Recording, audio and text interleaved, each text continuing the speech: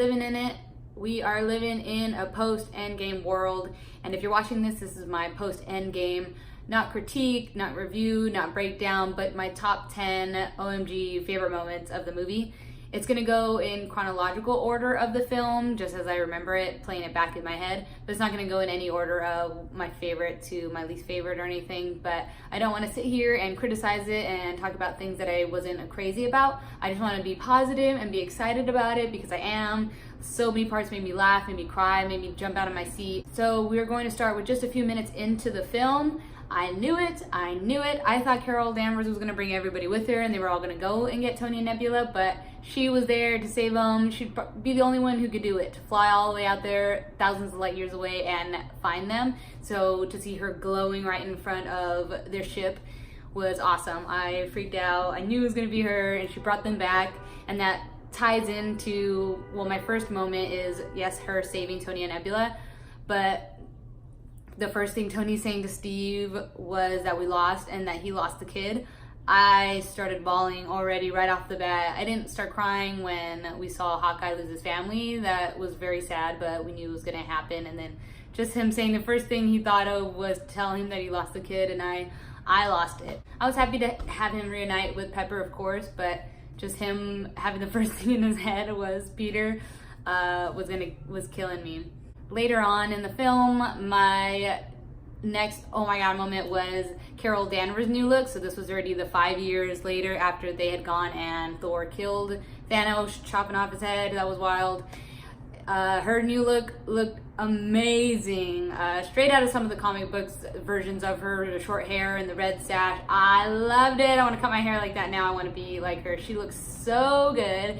And then, of course, everybody wondering, well, where have you been? What are you doing? Rocket's like, you're not here to help. But she's watching the entire galaxy. She's looking over thousands of planets, and like she said, some of them weren't lucky enough to have the Avengers protect them. So it's only reasonable, it only makes sense that she is gone most of the movie, and she said I won't be back for a while, like she's been gone, but then she ends up coming back and helping them out anyway. So I loved her new look. Oh my gosh, if she's in any further MCU films, she's got to look like that. She's got to have that short hair. I loved it.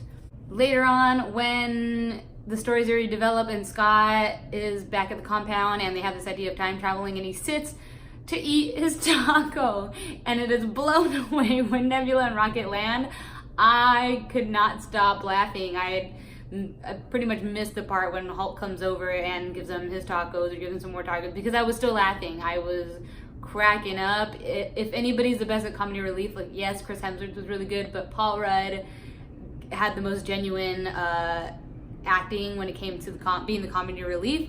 His taco being blown away is like my favorite part.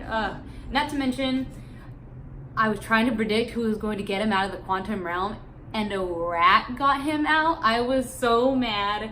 And then there's memes like, somebody get this man a shield, and it's just a rat, like the real hero. I couldn't have predicted an accidental rescue by a rat, so I didn't see that coming. I was really taken back by a rat saving him. I was mad. I was like, wait, I wanted somebody to be like, wait, where did Scott go? Of course, they assumed he was dusted in the snap, but to go and look for him and discover the whole quantum realm thing, whatever, but it was just by accident that a rat saved him, so it only made sense. It should have been like ants or something that piled over or like found him. I, in the back of my head later on, thought his daughter. I thought Casey made me go looking for him and find that all his stuff was stashed away. Like, all his stuff is under his name, underlaying. So what, they took all his stuff from his apartment, or they took the van, like they towed it from that rooftop, or what? Like, they just put it under his name and just stowed it all away. He's dead. If they thought he was dead, just get rid of it. So his daughter should have came looking for him all those 5 years or something. I don't know, but I guess she figured because he was an Avenger, a superhero, that he probably got dusted or something. But cool, a rat saved him. Another scene that, it was a very split-second scene. It got me really excited. It was really funny. Loki getting away, basically. They're all distracting the guards, and Tony's on the floor having like a minor cardiac arrest, whatever it was that it was doing to him, which we did in the end get Ant-Man going inside somebody, but he went inside Tony, not Thanos. Anyways, Loki is the only one who notices, I think he notices Ant-Man, but I think he just pretty much notices the case getting kicked away. Nobody else sees it but Loki. I was like, you can't you can't get anything across the God of Mischief. Like, he's always going to see what's really going on and see what other people don't. And the case got away and then knocked over by freaking Hulk taking the stairs. And then Loki gets the Tesseract and disappears, and nobody even notices until after he's gone that he got it and got away. I loved that part. I love Loki. He didn't get the biggest scenes, but the ones he did, everybody was screaming in the theater about because we wanted to see him again. But he got away. I obviously cried a lot during this film, both of just joy and excitement. But I definitely teared up when Thor had his reunited moment with his mom. It was really sad when she died in Dark World, and he got to talk to her, and of course she knew right off the bat that wasn't the Thor she actually knew. She was raised by witches. She sees with more eyes than he knows. And she got to spread some love and words of wisdom to her son and really kind of help him out of this rut that he was in, that she knew he was in. That was really, really touching. That made me cry. And he didn't want to tell her, well, he wanted to tell her her future, and she didn't want to know. Like, she took it like a champ. She's like, I know my fate. You're here to, you know, solve yours and help yours. And that was really touching. I love that they put that in there. Of course, they got to give Thor some love and have some kind of closure, because literally everyone he has is gone. More backstory and more love for our main characters. Obviously, we got to give the most screen time to Captain and Tony and Thor and Hulk, like our main Avengers, especially because we knew in the end that Tony and Steve were goners. So we got to give them the most tied loose ends and closure and all that. So Tony having a scene with his dad was so touching. I didn't really tear up for it, but I was very emotional still. His dad, of course, not having any idea who he was and just freely speaking about his son who's about to be born, to talking about Tony. And just Tony, I'm sure, learned a lot just in that instance, because in the past 3 Iron Man movies, in the past all this time that Tony has had dad issues, and he's always kind of never understood him and resented him, and he never gave him the time or the love that he needed from his dad and all that. And it was just a really great, touching moment, learning moment, I'm sure, for Tony, to have seen his dad in this vulnerable state, caring so much about him. Tony reuniting with his dad, not reuniting, but I guess meeting him in that younger age, in that younger state, was really fun to watch, and it was really nice tie-in and continuation of Tony's story about his dad. Then start the battle scene when they were watching Thanos just sit there. From there on, it's just back to back to back to back glorious moments, funny, sad, touching. It was insane. So right before the battle begins, and then they're just talking about, like, yeah, he doesn't have the stones yet, let's keep it that way. Boom, I loved when Thor, just lightning comes crackling towards him. He gets suited, his beard gets braided, and his hair is tied back, and he's got his hammer, and he's got Stormbreaker. That was so cool. That was really awesome. See him just ready to take him down. Let's do it again. That was awesome. And then right after that, a few moments later, of course, we get Captain finally wielding the hammer.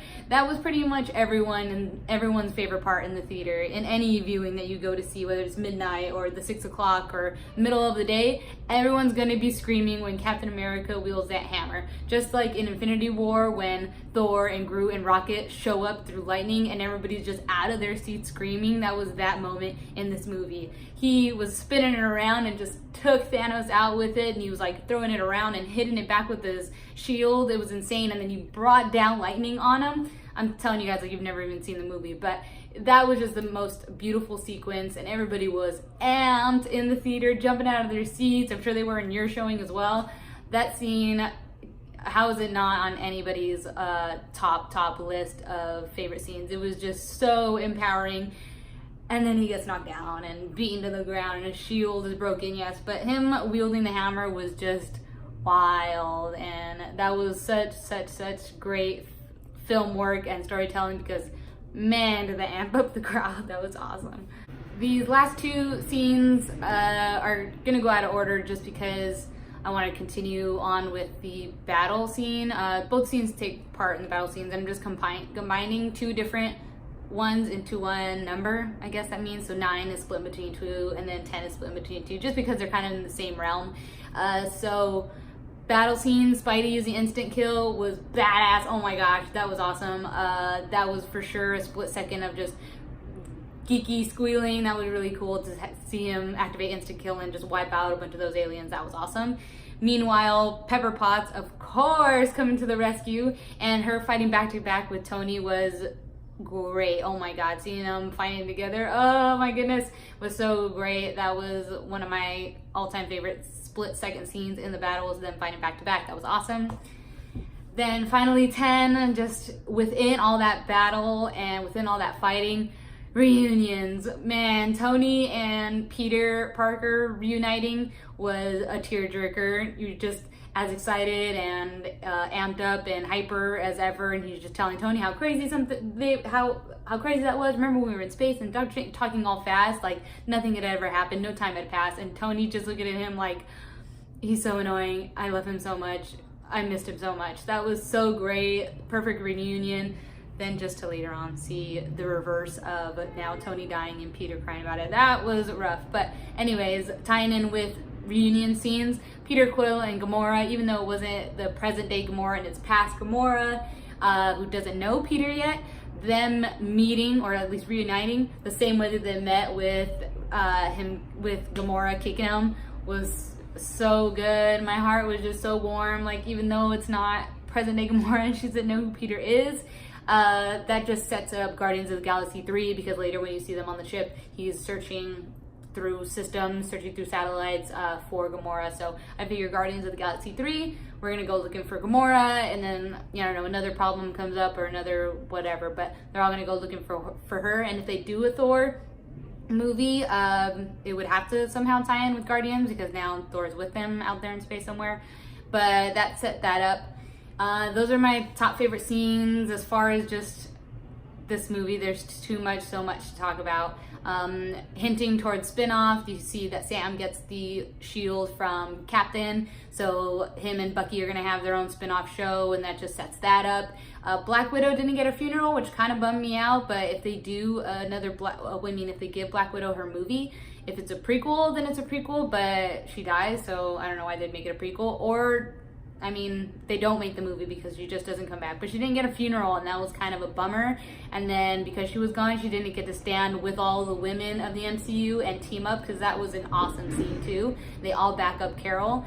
And I still believe that in a way it hinted towards New Avengers. That's what I was really hoping for. And I think in its own way, maybe it wasn't very direct, because they had a handful of kids who were all like the same age. You have Hawkeye's daughter, you have the little boy from Iron Man 3 who was all grown up and he was at the funeral at the end. You have Casey. I mean, later on, Iron Man's daughter is going to be a little more grown. I feel like that in its own way sort of hints towards the New Avengers. Maybe not directly, maybe not so directly because they don't have a plan for it yet, but in my heart, in my mind, I feel like it points to that. So that got me excited anyways, and I can't wait for eventually having, you know, a new generation of superheroes to look forward to, and to watch all of their origin films and new films come about, so that's going to be cool. Throughout the movie, Rocket being probably my favorite character, easily my favorite character. Rocket had great scenes. He was just as smart and cool and funny as always when he scared Tony and Hulk after they put all the stones onto the Iron Man kind of glove. That was funny. And Iron Man calling him Ratchet, and he's like, it's Rocket. That was good. And Nebula getting all the screen time ever gave me life. Same with Scarlet Witch, finally having a great moment to show how powerful she is. She's as strong as a stone. And we finally kind of got a little glimpse of that. And she's got to pick up Thanos and start shedding him of his armor. Like, that showed just a little bit of how much strength she has, and that was great to finally give her that time. And Nebula just having a literal battle with herself, with her past self, and getting to see Gamora again and telling her like what happens to them in the future. That was great. Nebula has really come a long way. So I was really happy to see that she had so much screen time. And literally anything with Captain Marvel was the best. When Thanos tried to headbutt her, but she had like total protection, or she didn't even flinch. I don't even know if it really hit her. I feel like she kind of had like kind of a force field up.